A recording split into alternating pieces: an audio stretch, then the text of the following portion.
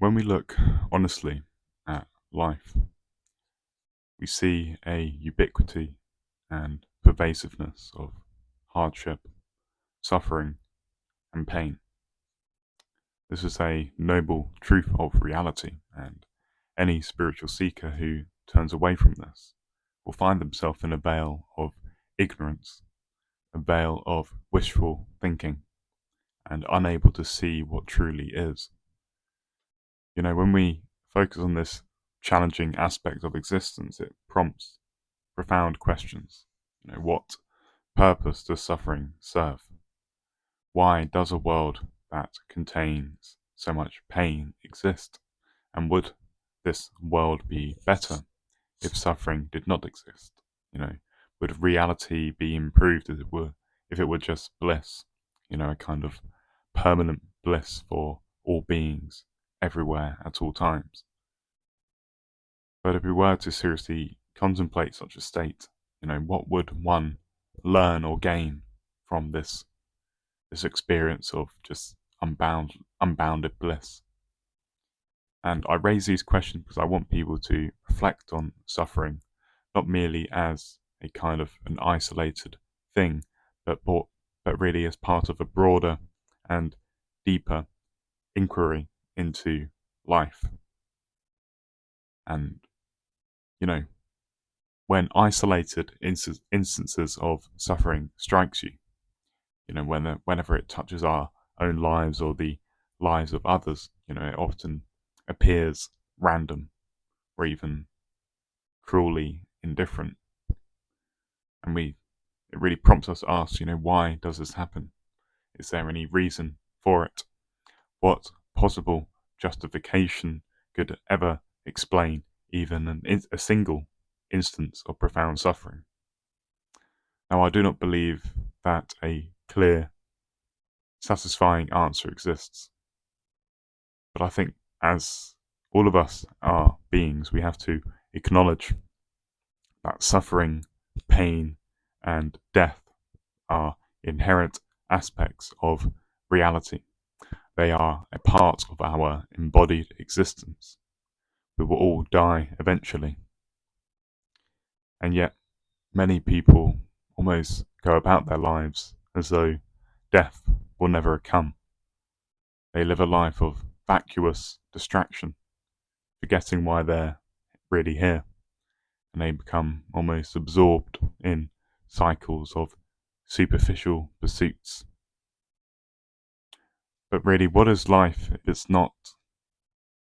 it doesn't contain a significant component of contemplating what comes after death? Death is the ultimate mystery, and yet so many people ignore it. And our culture, our materialistic culture, it clings to the unproven belief that death marks the absolute end of existence. Many people seem to believe that when death comes, we will simply cease to exist. But there's no proof for this view at all. In fact, there's significant evidence, both ancient and modern, that suggests otherwise, and I will not go into that.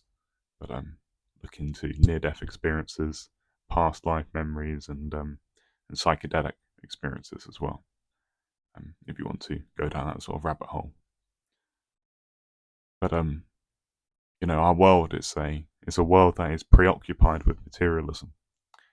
We are so focused and hyperfixated on the seen that we forget the world of the unseen, which ancients knew about and mystics knew about, but we seem to have forgotten or really become dissociated from this aspect of reality, which cannot be ignored. And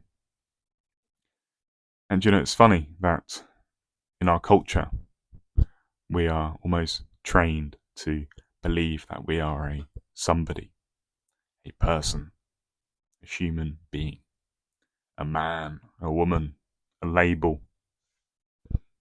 But is this really who we are? You may think, I'm this. You think yourself into a kind of an identity. But our identities, you see, they are constructs of thought, and they're ever changing and impermanent. Our thoughts can change. And what is a thought exactly? Can you really capture your identity in a thought?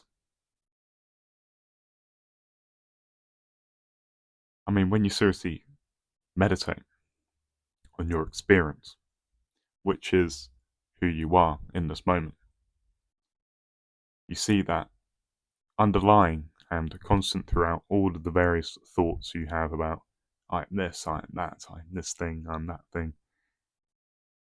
There is a constant presence of a silent awareness, maybe, if you want to use those words to point to it, a kind of raw and primordial experience of being.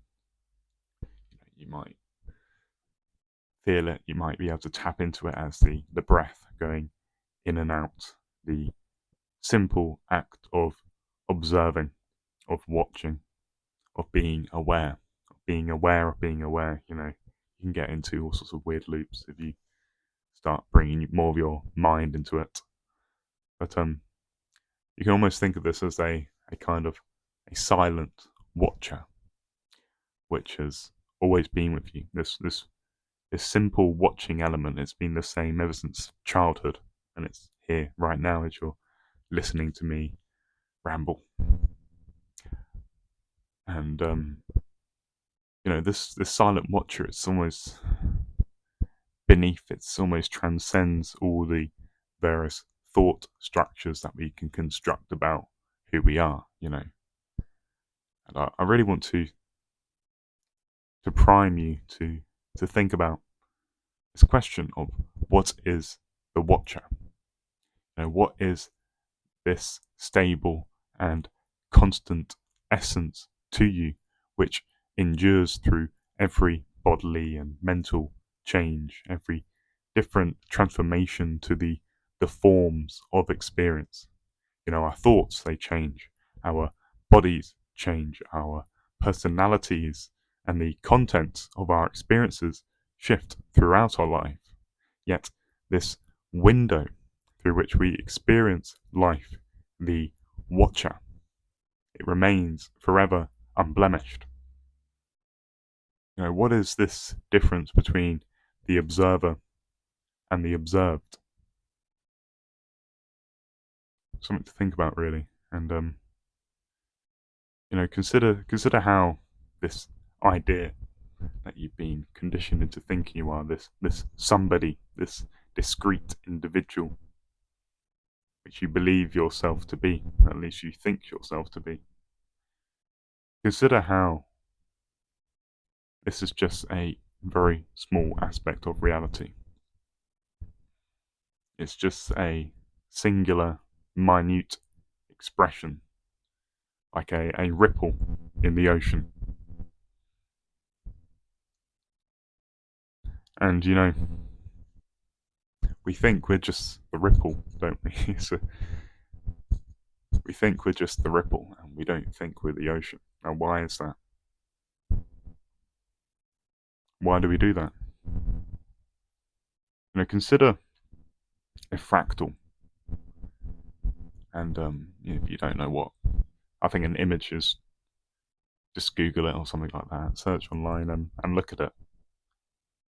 And see how, with a fractal, right, there are all sorts of various patterns, and it can almost seem as though you can point to a pattern and be like, this is a different pattern to that pattern over there, if you have an image up in front of you. But notice how, as you zoom in to the fractal, what seemed like a seemingly separate fractal is actually, as you zoom in, it sort of reveals inside of itself more and more different patterns. There's like more and more complexity within the pattern. And it's like, and it shows how the sort of, it's almost like an intrinsic wholeness to the pattern, in terms of how the complexity maintains itself through all the different degrees of zooming in. and zooming out. It's there's almost like a paradoxical wholeness and diversity of expression in the forms. And I think it's sort of the notion of the fractal. It is certainly relevant to this this spatial and temporal reality which we find ourselves in terms of like how complexity expressed itself, how a diversity of forms and different organisms, different structures arise, all from a singular, interconnected, and unified reality, a singular kind of source, which expresses itself in an infinite and unbounded multitude of expressions. And as an organism, we are one of the many, many expressions of reality, right? And as an aspect of our sort of organismic existence, we have this perception of separation, right? A sense of a me and a not me, as something beyond. My skin is a membrane, right? And everything inside of my skin, everything enclosed, all my organs and brains and all that sort of jazz, cells, they're mine. And beyond the membrane, outside of me, that's not me, right? I can't control that. I can manipulate my hand and my fingers and all that sort of stuff to grab stuff like a guitar pick, but obviously there's a kind of perception. I'm being pedantic, but I'm just sort of pointing us to these very simple aspects of our human VR headset, as you call it. And I'm calling attention to this perception of separation because, it's often said to be a illusion. And it is an illusion to a certain extent, or to the fullest extent, really, at the chorus aspect of reality. It is all interconnected. And I want to sort of use an analogy, really, so people can understand how does the perception of a very convincing perception of separation arise within a ultimately interconnected reality. And I want you to imagine a balloon. And I want you to imagine the process of twisting a balloon. And as you twist a balloon, you can almost take a whole balloon, you can twist it to create two clearly discernible structures, right? Now, still, there is only one balloon. But as you twist it, you create that seemingly very tight bifurcation. But there is still a continuity, right? And I think we can use that way of thinking to think of like how our reality, right, is like a whole balloon that's been twisted and contorted into all sorts of remarkable expressions, really. And our organism is a twist of that balloon, I suppose. And we evolve through our life, we learn, we accumulate various insights, and then at death, that bifurcation, that separation releases, and then we re-emerge with the whole. And that veil of separation ceases. So really, like, within this sort of vastness of existence, our sense of separation, our sense of separateness is temporary. And we've been conditioned by our society to see ourselves entirely and exhaustively as distinct and separate expressions of the source reality, but not the source reality itself. But this is wrong. This is an illusion. You are the source. You are reality. Whether you call it God, the universe, consciousness experiencing itself, words are unimportant here. What I'm trying to call your attention to is who you are. This raw, I am what I am. And notice that you don't learn this truth. You don't hear it. You don't learn it from a guru. You don't attain it. You have it already simply by who you are. It's a self-evident. It's a discovery. It's not. You don't get it. It's a discovery. And you don't discover it outside of yourself. You're looking into who you are. Beyond all this sort of Maya, as it would be called, or the forms of experience, or the various expressions of your perception.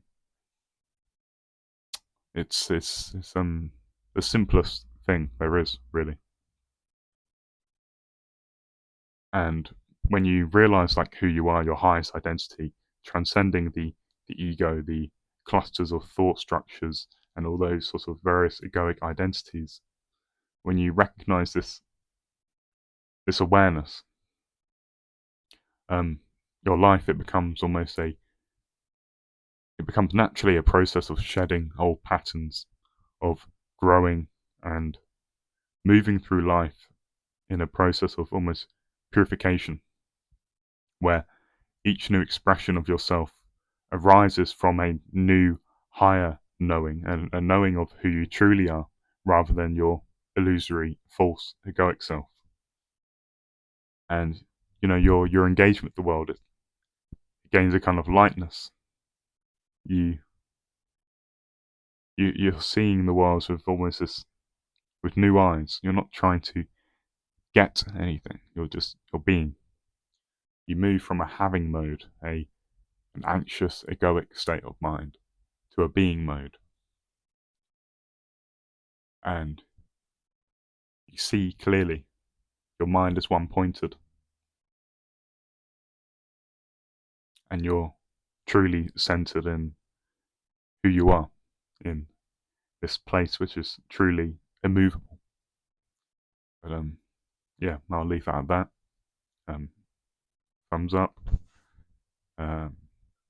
like and subscribe, and blah blah blah blah blah. Anyways, goodbye.